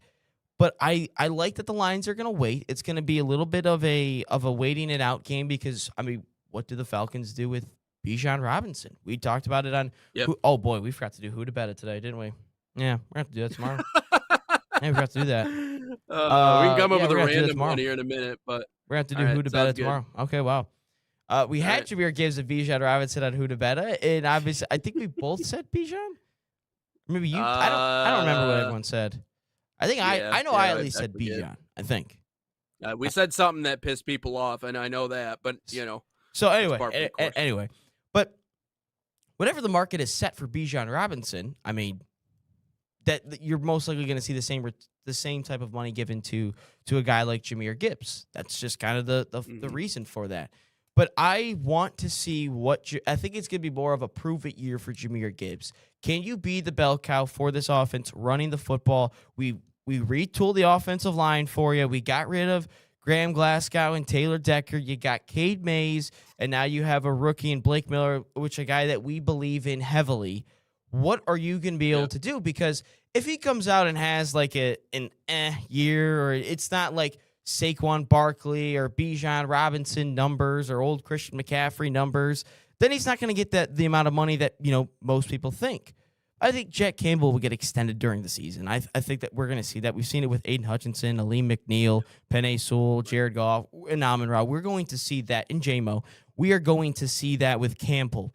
But I think Gibbs, we're going to wait until after the season, see where his body is, where his health is, because running backs, I mean, they take a toll, man. They take a toll. And it goes quickly. I mean, much like quarterbacks we talk about, but for running backs specifically, that's why these big, long contracts, when it comes to running backs, like it's like giving Jalen Duren money. Many of them. Yeah, it's not a smart investment for many reasons. Now, obviously, giving money to Jalen Duren, I think that has everything to do with just how he's just fallen off a cliff in the playoffs, and the numbers will show that. And I mean, we'll talk about Pistons coming up tomorrow because very realistically, they could get bounced tomorrow night against, or rather, that's tonight, isn't it? It is tonight against the Magic. Okay, never mind. It could be as over as early as tonight. But no, big contracts to running backs is not just a risky maneuver. It is just bad business practice. And we saw this with the Cowboys and their treatment of Zeke Elliott and how all that went down. And Zeke Elliott had a great run in the National Football League. But when his body gave out, his body gave out. There's only so many hits and bumps and bruises and awkward tackles that you could take before it finally goes. And that's why I think the dual running back, the whole Sonic and Knuckles thing was great for so long, because you got to take a lot of that pressure off of one another. That's why I hope this tandem of him and Pacheco is really going to be another powerful one. Now, if Pacheco can be a short yardage guy, cool. I mean, I think much like David Montgomery was, I would say Montgomery's profile was much more a power back than anything else. But no, if this question of who would I not bring back from the 23 class, it has to be Sam Laporta. I mean, I have some serious problems with that back injury. And not necessarily because of the larger, more impending problems that are going to affect his health later on and complications from having a spine injury, but it is the most sensitive part of your back. And also, if relying on him in the run game and in situations where it's going to be impact after impact and expecting him to be playing at the same level that he was before. I don't know if we can get that out of him. And even if this is a team that does prioritize tight end play, I would assume they are, given Dan Campbell was a tight end himself once upon a time, they're infinitely valuable position if you get the right one. I think Travis Kelce proved that over the course of his career. The only difference is, again, we're dealing with a spine injury, which is, I even talked about this yesterday. I'm like, ACLs don't even freak me out anymore. Like in the draft, I forget who it was. It was Freeling. Freeling had an ACL tear, I'm pretty sure. And people are like, oh, I think so. Maybe I'm wrong. Maybe it was another player that we were considering picking up. But someone had an ACL tear somewhere in the draft. And I remember someone, I think it was Dan, I was talking to him. They're like, yeah, might not take him because of the ACL tear. Now, if the ACL leads to other ligaments, that's much more complicated. But simply ACL tears, they don't freak me out anymore. It's like they go into surgery, they come back, they're back in a couple of months. The Achilles freaks me out a lot more.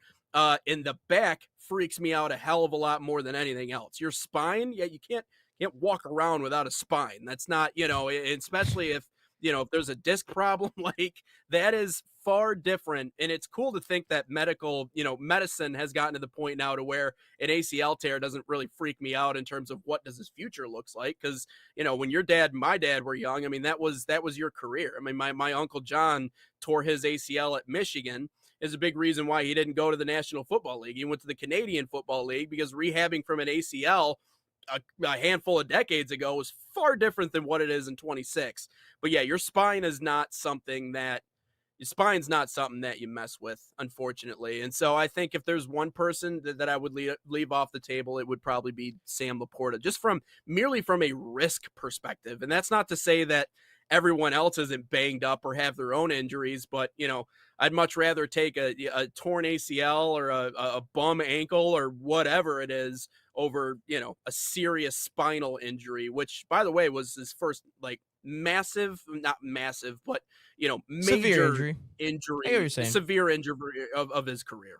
What about, Branch? He's got what, an Achilles? He's going to be out till Thanksgiving? That is concerning too. Yeah. But yeah. And clearly they think Branch can get back to 100% if they're willing to bring him back.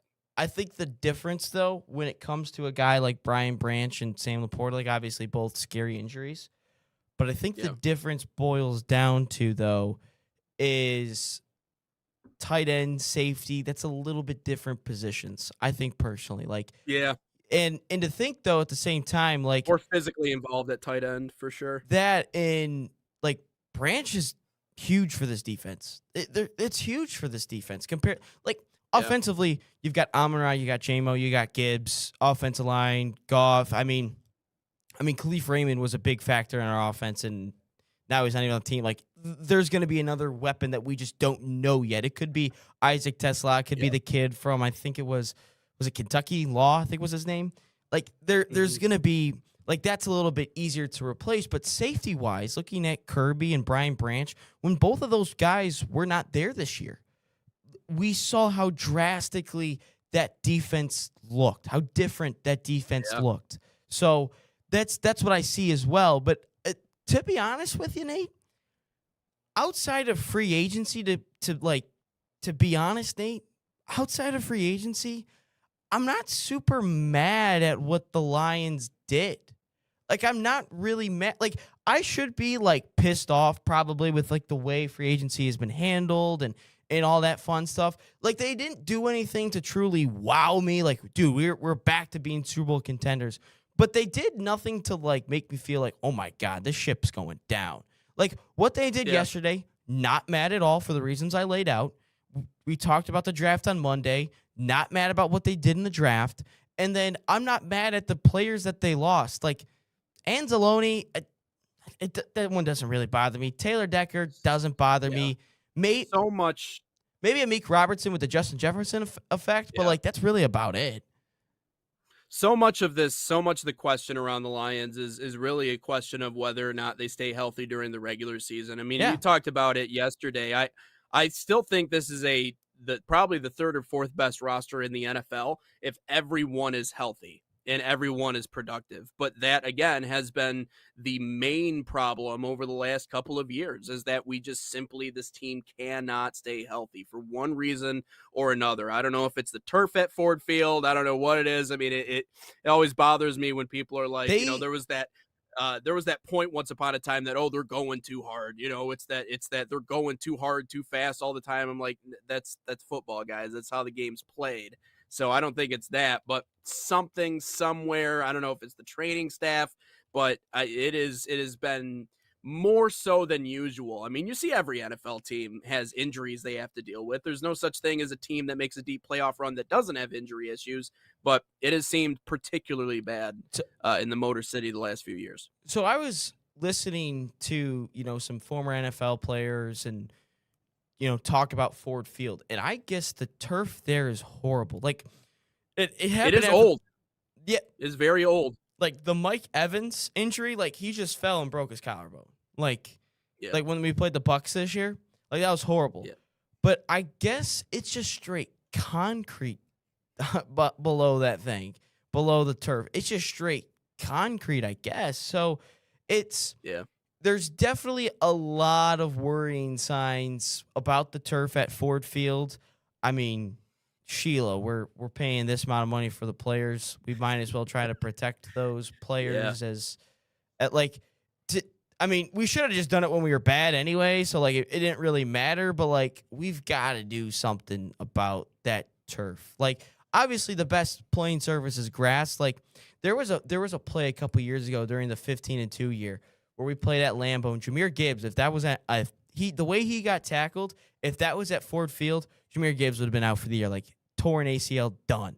But since he got to play at Lambeau, we're okay. We're okay. But dude, they've got to do something. Like I guess it's as hard. It's like the hardest playing surface that I guess they've ever played on. Yeah. Yeah, and I mean, a lot of places have turf. I will say turf in general, just it sucks to get tackled on. I mean, I know that you played soccer, so obviously you know what it's like to get dragged across turf. But it is if the underlying surface is not great, then it can certainly have an effect. And I've been on Ford Field. Now, mind you, it's probably the coolest turf I've ever felt. But then again, like I played at Ford Field once. But I didn't, that was still better than any surface I had ever been on in my life. So what do you think there's like a big difference between like playing on turf at like the Big House in November when it's freezing outside? Do you think it's like equivalent to the Ford Field turf, or are they got heaters in that thing? Because it's outside. Like I feel like outside turf would hurt way more. No, I mean, because it does. I mean, yeah. I mean, when it freezes, yeah, because it does. I mean, it feels like obviously getting dragged across ice, but no, I mean it makes the ground hard. It makes everything harder when it's cold out, so I think that's tough. But no, the one at Ford Field, it has a little bounce to it, has a little buoyancy to it, but again, I think when you talk about obviously the difference between high schoolers and guys in the National Football League is they're much bigger, they move much faster, their cuts are much more violent, right? So for high schoolers, it probably doesn't feel that bad, but for guys in the NFL, it's going to feel a lot different. But the Big House surface is pretty cool. I'll never getting to walk across the 50 in an empty stadium when it was it's pretty cool there. You really get an understanding, especially you have to walk all the way up the stands, because I had to walk from the ground level up to like row 92 like 3 or 4 times when I was there, and it's Yep, you want to feel something, you'll feel something then, which it's funny because it's like dug into the ground. So to anybody who goes there for the first time, you're going to be like, where's this big, massive stadium I've heard about? Because on the outside, it looks like there's like 3 rows, and then you get inside and you're like, oh, okay. So it's way it's like down a fishbowl. Yeah. So, and just anybody who ever ends up going to a game, which I would, even if you hate Michigan, it still should be on the bucket list to at least go to the Big House and see at least one. So, but anyways, I wanted to mention Kevin McGonigal coming up in the next segment. He's doing something that no player his age has ever done in the history of baseball. It is amazing to see. We can also dive into mailbag a little bit if you have anything in that way, but we'll get to question of the day as well. All that and more coming up next here on Inside the Game.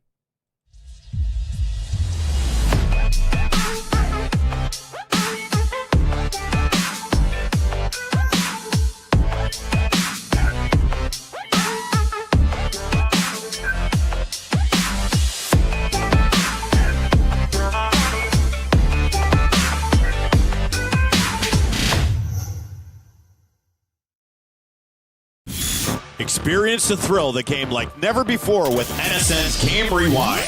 Dive into full match commentaries enhanced with cutting-edge dynamic graphics, letting you relive the highs and lows of your favorite matches in astonishing detail. Whether it's a championship win or a legendary play, NSN Game Rewind bridges the past and future with a broadcast experience designed to captivate. Call 586-304-4405 and start watching today.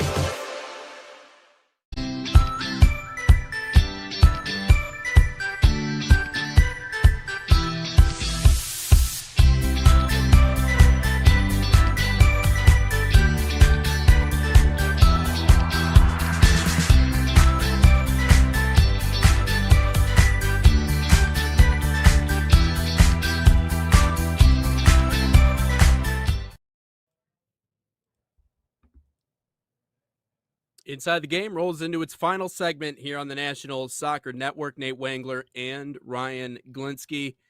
Ryan, I know it is still the month of April, so it is early to talk about, what's going on the baseball side of things. However, normally speaking, I feel like we don't have this many storylines in the way of amazing things going on with the Tigers this early into the season.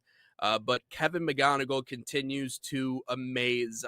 He is turning himself into one of the best prospects we've ever seen. I knew he was good coming up, but I'll be honest, I don't know if I expected all this. I know I said that he is the best pure young prospect and young hitter in baseball. I didn't realize he would go to this extent with what he's done. He's completely changed the way that scouting departments go about recognizing and developing talent. For those of you who don't know, he's been on base now 25 straight games. He's the only player in history to ever do so in his rookie campaign. But again, it's completely altered the way that scouting departments go about recognizing and also developing talent. It used to be in baseball, and I remember when, Al Avila was obviously running the show with the Detroit Tigers, many of those old metrics that we used to use, and some of the early metrics in terms of the advanced analytics, whether it be launch angle or exit velocity, it is amazing to see, the organizations that got on those things early and the organizations that stuck with the old way and figured, we'll get to that when we get to that. We don't really need to. We're going to do it our way.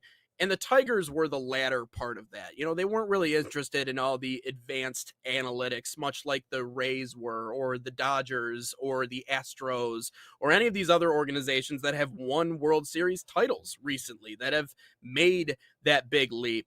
But, there are certain things like batting average and on-base percentage. Yes, they tell you a lot, sure. Also conference prestige, where did you play? Did you play in the SEC? Did you play at one of these bigger programs? Matter much less than what a lot of the other metrics are showing us, which is when it comes to pitching, pitch shapes, pitch prototypes, body prototypes. Is there the way that you spin the baseball? Do we like it? I don't care if you had a 5 ERA in college. That doesn't mean anything to me. Can we optimize what it is that you do bring from an analytics perspective, again, whether it be physically or otherwise, and get the most out of you? Same thing comes with baseball, bat to ball skills, plate recognition, these metrics that show us that you have an advanced understanding of the zone, whether or not you hit, above 300 or had X amount of home runs. All of that means a little bit, sure, at the level that you're playing at, but what matters more than that are the other numbers that, again, I'm not going to dive into what all the different things mean. This is not a show in which I'm going to, get that far inside of baseball, but I hope that this is just a microcosm of the prototype that Scott Harris and this group has looked for, which is prime position players who have similar tools. Max Clark is up the middle. He's in center field, right? He displays all the different, capabilities that they want him to. Also advanced plate vision. He's been tearing it up in Toledo. Went through a little bit of a cold stretch there, but is hitting extremely well. Very athletic. Can command the field in center field. Shortstop, right? Kevin McGonigal, prime position back up the middle. I didn't realize his defense and his arm were as good as they are. I think we're learning a lot more about the defensive capabilities of Kevin McGonigal, but great at the shortstop position. Bryce Rayner, again, center field. Oh, well, no, sorry, shortstop, another prime position. Okay, he can also move over to second base if they need him in that position. Yeah, great sense for the zone, power, but also can play that middle position. Prime position players that are young, that have a longer leash, that have a good sense for the zone. And if Kevin McGonigal is just the first wave of this, I'm going to go out on a limb, Ryan, and say that in the next 2-3 years, we will win a World Series title. Now, I know that is out there. That is wild. Ooh, a World Series? I know. And we got to talk about the Dodgers and everything that's going on with LA. I know that is a wild prediction, but if this is just the start of what Scott Harris and the way that this group develops hitters, this regime develops hitters, then I think we're in for some pleasant results.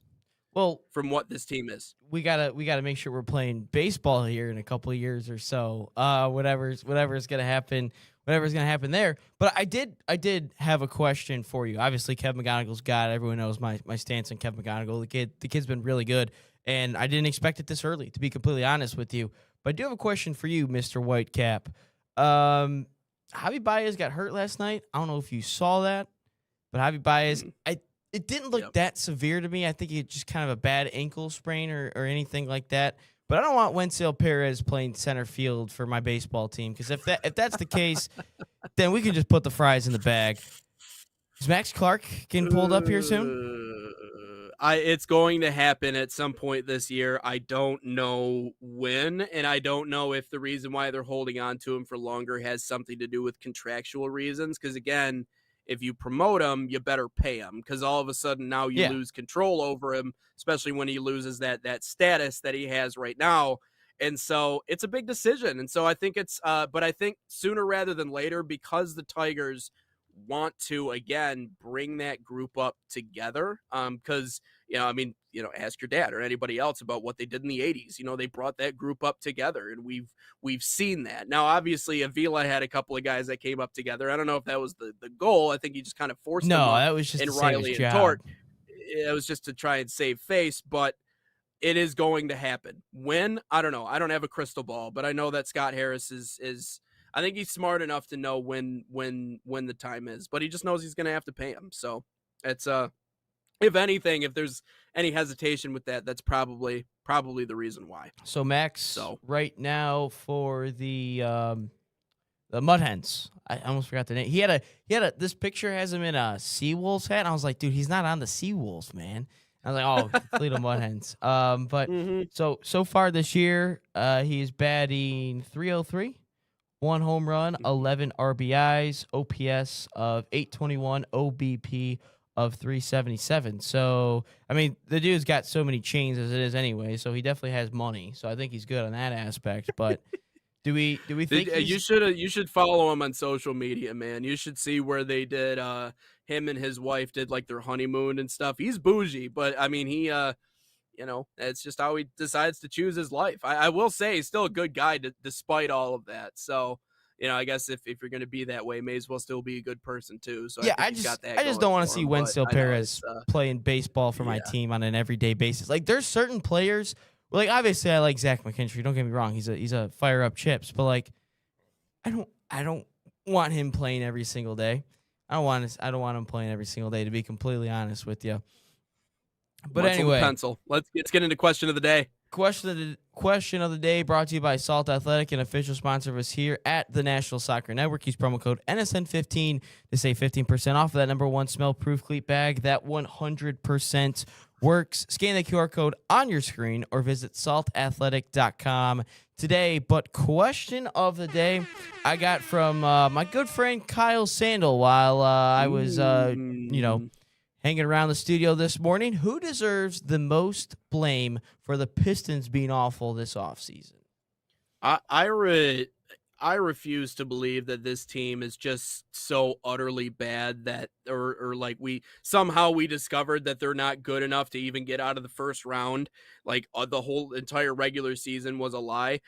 JB Bickerstaff, in my mind, is the one to blame. I know Cade has been having trouble with turnovers and he's only shooting 28% from three. He has looked like a shell of himself. I know Jalen Duren has looked like a shell of himself. But listen, I think this is a product of you haven't been willing to make the necessary changes, whether it be matchups, whether it be putting guys in the right spots.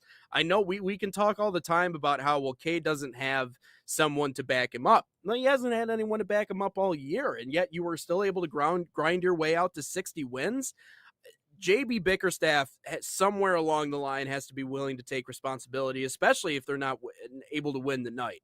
And yeah, there's so many different players we can point at. But again, I refuse to believe that a team that went wire to wire as the number one team in the East all of a sudden forgot how to play basketball in the first round of the playoffs. Like, the lights have been too bright. And I imagine JB has to have a massive hand. If anyone's going to take blame, it's got to be JB. I'm going to blame Trajan Langdon. And I already said that. How do you go from Tim Hardaway Jr., Dennis Schroeder, and who's the other one? Oh, well, that wasn't really his fault. Malik Beasley, it's not really his fault. But you go from having a good ball handler to THJ to, like, I think he's made the most threes this year. I still haven't fact-checked myself on that, so I probably should do that. And Dennis Schroeder, who is a proven point guard. And we replace those three players with Karis LeVert, Duncan Robinson, and Danish Jenkins. You're telling me you're telling me you were okay with that at the beginning of the year? You were telling me you're okay with that? No. That is awful. That is a massive downgrade. And that the fact you did not go add at the trade deadline, whether that was a Trey Murphy or that was a Michael Porter Jr. And if I have to hear, I was mad that maybe we had to give up Ron Holland or like a couple first-round picks. Ron Holland does absolutely nothing for this basketball team, and first-round picks have no value in the NBA unless you're picking in the lottery, because the lottery picks, you're picking some really good players. But outside of the lottery, there is no reason to use your first-round pick if you're a contending NBA franchise. There is absolutely nothing. And he did not address any needs at the trade deadline. We got worse at this offseason. I mean, we didn't have to draft anyone this year besides Chaz Lanier, who he's a three-point shooter, so that's probably better than anything we have on this roster in terms of three-point shooting. But there is absolutely nothing. We did not get better from a year ago, it feels like, because what are we doing in the playoffs? Absolutely nothing. And it baffles me still to this day for how well we played last year in the playoffs. I thought to myself, dude, if we're being honest, we're maybe some experience away and maybe a better player than Tim Hardaway away from being real contenders. And we got worse. We're going to lose as the 1 seed in 5 games to an 8 seed who gives up 31-0 runs to Toronto. Shout out Scotty Barnes. In my NBA 2K26 franchise, I dealt Kevin Huerter and Tobias Harris, and I got Zach LaVine and Keegan Murray, and we're doing pretty good, man. Keegan Murray added a lot of depth down low, and obviously Zach LaVine's a playmaker, so it's a good little dynamic duo going on there. So come on, Trey. Do you have injuries off though? Do you have injuries off? No, they're on, but he hasn't gotten hurt yet. So, I mean, who knows? But no, injuries are definitely on. But no, it's it feels like it definitely does for the Pistons fans that are watching this. It has the feeling of a crash that you knew was coming. You just didn't know when it was going to happen. And to be completely fair, I mean, we weren't even having conversations on the show about them winning an NBA championship. That wasn't even a part of the We just thought maybe win a round or two. I mean, right. damn. Why is that our expectation for a number 1 seed? Like, why is that where we are? It was like just make the Eastern Conference Finals. Yeah, clearly Trajan Langdon has an inflated view of what this team was going into the playoffs versus everybody else in the peanut gallery, who is all, again, you and me and everyone else and their grandmother all clamoring the same thing, which is, again, Cade needs help. You know, our superstar needs another guy. And Jalen Duren, again, and I kind of feel for Jalen Duren a little bit because he's being asked to do things that he just simply can't do. Like if Jalen Duren's go at his draft best, a Dimara, screw it. Go trade up for a Dimara. Go get a big Duren that at his can best move. is a rebounder and a shot blocker, and that's what he is. You know, but if you expect him to step out and close out on stretch bigs, it's not going to happen. You get him into open space, it's over. So yeah, we got a couple minutes here, and I just want to go over the Pistons numbers. We'll probably go more in depth about all this situation. I know I did buy, sell Arsenal players last week. Maybe we do like keep or get rid of Piston players next or tomorrow if they lose. But so Cade Cunningham, obviously you're going to keep. Tobias, you should probably let walk because I ain't paying you $26 million at the age of 34. Kevin Huerter, $18 million. No, who gave you that to begin with? The Hawks? I mean, come on now. Yeah. Duncan Robinson's got some team options. He has a team option this year and the next year, so he goes down from basically $17 million to he loses $1 million. Mm-hmm. I think you let walk to begin with, personally. Beef Stew, $15 million. Oh, there's another thing that annoyed me. Beef Stew, everyone talked about last year. You know, if we had Beef Stew in the playoffs, we would have won. We would have won that round. Clearly, he's a non-factor this year.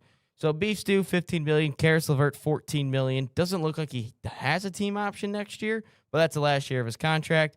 Asar Thompson, you'll have to make a decision on him. Ron Holland, you're still fine in terms of paying. JD is a guy you gotta work out. Paul Reed, $5 million. Danish Jenkins, $4 million.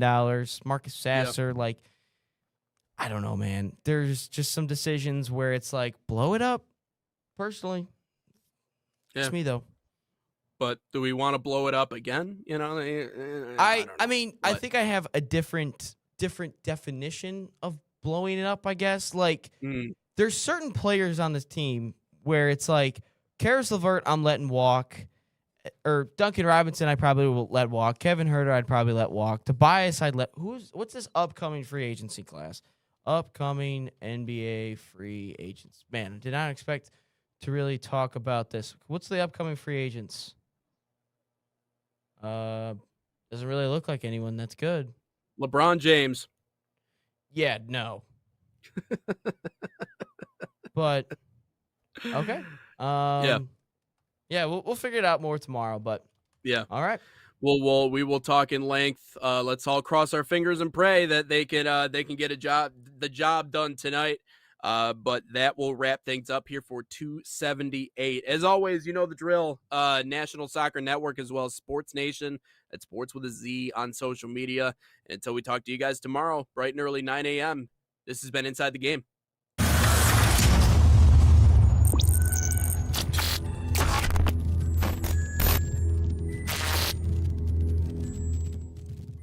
From the biggest matches to the hottest takes, Jonathan Turner and Nathan Wenger bring you the stories, the analysis, and the edge you won't get anywhere else. Streaming live weekdays at 9 a.m. on YouTube, Roku TV, Facebook, Twitter, and all major platforms. No filters, no fluff, just real talk, real soccer. This is Inside the Game.